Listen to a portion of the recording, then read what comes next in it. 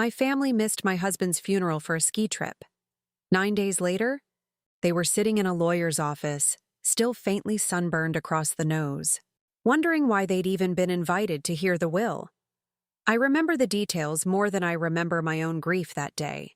My brother's jacket was still zipped to the chin, like he'd come straight from the airport.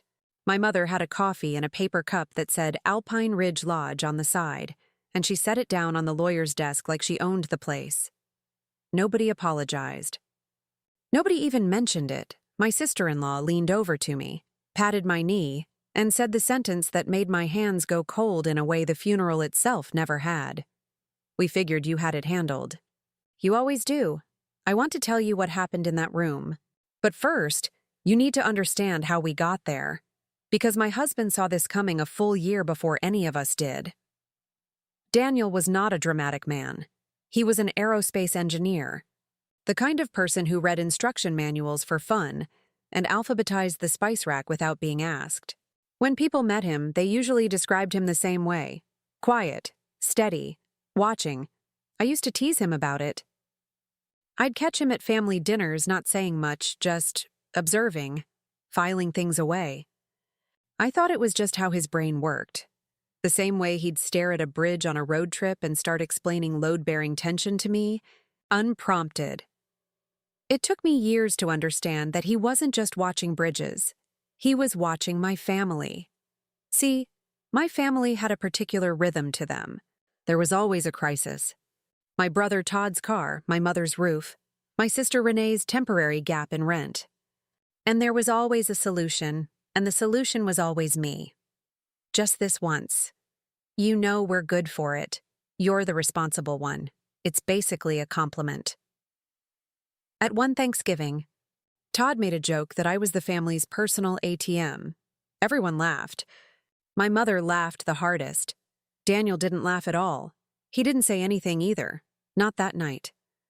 He just got very quiet, in that particular way of his, and reached for his phone to jot something down in his notes app.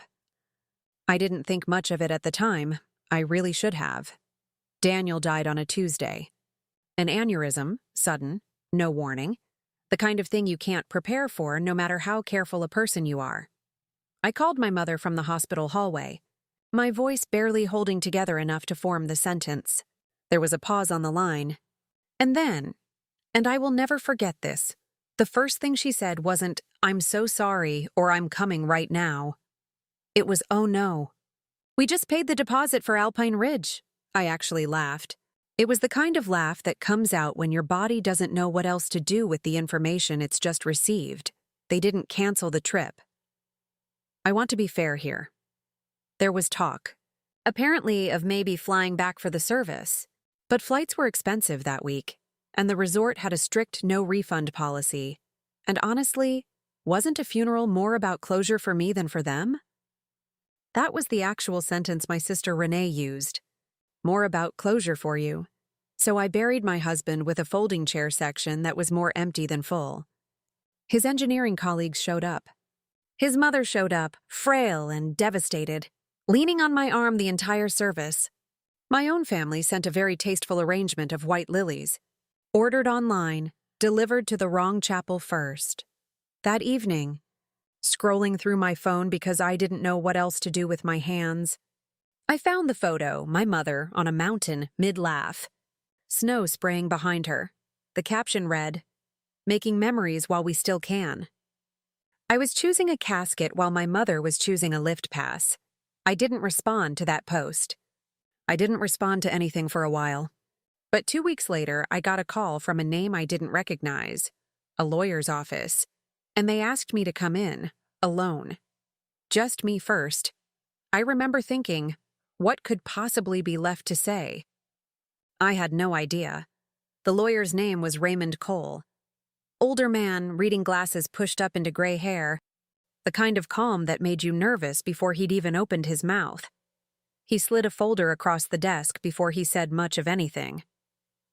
"Your husband came to see me about 14 months ago," he said. He asked me to help him structure something. He was very specific about the wording. I opened the folder expecting insurance paperwork. Instead, I found records. Loan requests. Screenshots of texts. Todd asking for just $5,000. I'll pay you back by spring. Renee's messages about the rent. My mother's long paragraph about the roof. Sent the same week she'd booked a Caribbean cruise. Daniel had saved all of it. Organized by date. Highlighted totals in the margins, in his small, careful engineer's handwriting. There was a number at the bottom of the last page. $61,400. That's what my family had taken from us. From me. Over the 11 years of our marriage. Not asked for once. Asked for constantly, in small enough amounts that I never sat down and added it up. Daniel had, and tucked into the very back of the folder, on a single sticky note in his handwriting, was this: she always pays. I wanted to know who'd show up when she couldn't. I sat in that office and read it maybe 6 times before I could speak. What does this mean? I finally asked Raymond. What was he planning? Raymond took his glasses off, folded them slowly, and said the sentence that changed the shape of the next 2 weeks of my life. He built a conditional clause into the will. It's tied to a single event, and your family has no idea it's coming. He wouldn't tell me more that day. He said it would matter more if I heard it exactly as they would, in the room, all together, no advance warning. I agreed. I don't know if it was curiosity or grief or something colder than both, but I agreed. 9 days later, they walked into that office in their ski jackets. Raymond didn't waste time on pleasantries. He opened with the standard language, assets, accounts, the house, all fairly unremarkable. And I watched my family's shoulders relax with every line. This was going the way they expected. A house split evenly. Some savings. Nothing dramatic. Then he reached the final clause. And his voice changed. Slower. Deliberate. There is a specific provision regarding the distribution of the remaining trust, valued at $420,000, he said. Mr. Whitfield's instructions were explicit. Any immediate family member who did not attend his funeral service forfeits their designated portion. That portion is to be redirected in full to the Daniel Whitfield Memorial Fund for Aerospace. Scholars, the room went silent in a way I'd never heard a room go silent before. My mother's coffee cup was still in her hand. She didn't move it. That can't be legal, Todd said. Too fast, too loud. It's entirely legal, Raymond replied, calm as ever. Attendance was independently documented. The sign-in book from the service has been entered as part of the estate record. Then he reached for a sealed envelope and said Daniel had left one more thing. A letter, meant to be read aloud at this exact moment, to this exact room. I want you to sit with that detail for a second the way I had to. My husband, 14 months before his death, had already decided this room, this silence, this reaction, and written directly into it. Raymond opened the letter and began to read in Daniel's own words. I'm not punishing anyone for missing a funeral. Grief looks different on everyone, and I understand that better than most. What I'm doing is making sure that no one in this family has to guess, ever again, who actually shows up for her. I watched for 11 years. I only needed one more data point to be sure. He paused there. And I remember, right at that exact moment, before a single person in that room had reacted, Raymond closed the folder. That concludes the formal reading, he said. I'll give the family a moment. He hadn't even told me beforehand that he'd end it there. Right on the edge, before anyone had said a word. What followed wasn't the tearful reckoning you might expect from a movie. It was messier than that, smaller, more human. Todd stood up so fast his chair nearly tipped. This is insane. He's punishing us from the grave over a ski trip. It was never about the ski trip, I said quietly. It was the first thing I'd said in 20 minutes. It was about the 11 years before it. My mother didn't yell. She did something worse. She looked genuinely wounded, like she was the one being wronged. He always thought he was better than us, she said. No, I said. He just paid attention. Renee threatened to contest it. Raymond, unbothered, mentioned that the documentation, the texts, the loan records, the sign-in sheet, made a successful challenge extremely unlikely, and that pursuing one would put the entire estate, including the parts they were still entitled to, under public legal review. That ended the conversation fairly quickly. There was one person in that room who hadn't come from a mountain. My younger sister Emma had missed the funeral too, but for a different reason. She'd been mid-shift at the hospital where she worked, unable to get coverage, and she'd called me 11 times that week just to make sure I wasn't alone. She hadn't posted a single photo. She'd sent flowers to the right chapel. Her portion wasn't touched. Daniel's documentation had noted the difference. Not attendance alone, but effort. A phone record. A missed shift request that had been denied. He'd checked. Emma reached over and took my hand under the table.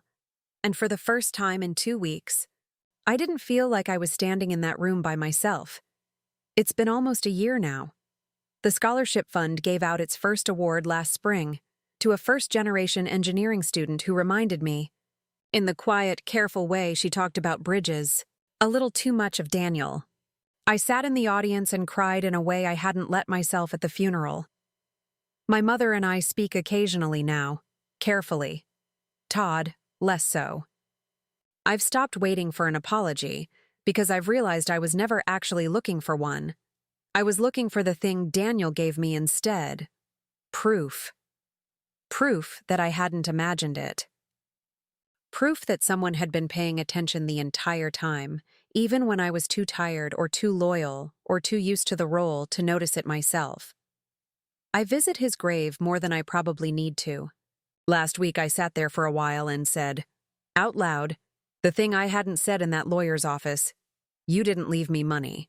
You left me proof that being loved, really loved, isn't about who shows up for the big, easy moments, the parties, the holidays, the photos with good lighting.